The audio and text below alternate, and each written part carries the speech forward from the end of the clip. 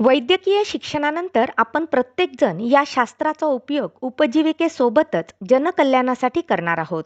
या अभ्यास दौऱ्यात आपणास खूप काही शिकण्यास मिळणार आहे. या अभ्यासातून तुमचं जीवन संवेदनशील आणि भावनाप्रधान होईल.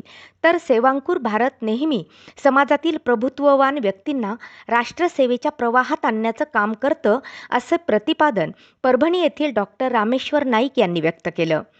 सेवांकुर भारत संस्थेच्या वतीने बैतूल मध्य प्रदेश इथे एक सप्ताह देश के नाम या उपक्रमाअंतर्गत सुमारे 300 वैद्यकीय शिक्षण घेणाऱ्या विद्यार्थ्यांचा समूह पूर्णा येथून दिनांक 26 मार्च रोजी रवाना झाला.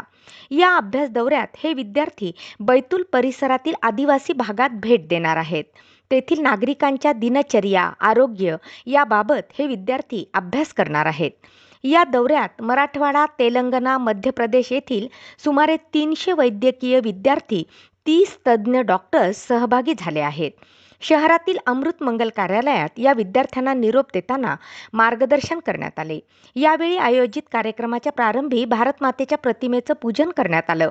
व्यासपीठावर डॉक्टर रामेश्वर नाईक, ज्येष्ठ समाजसेवक डॉक्टर दत्तात्रय वाघमारे, डॉक्टर जयेश तळणकर, सेवांकुर भारतचे पदाधिकारी doctor Ashwini Kumar Tupkari, doctor Prashant Gaikwad, doctor Giridhar Mane, Aniket Rasal तसेच संघाचे ज्येष्ठ अधिकारी गिरीशजी कुबेर, रमेशजी पांडव, अभिजित अष्टुरकर, आशिष निलावार तसेच शहरातील डॉक्टर्स यावेळी उपस्थित होते.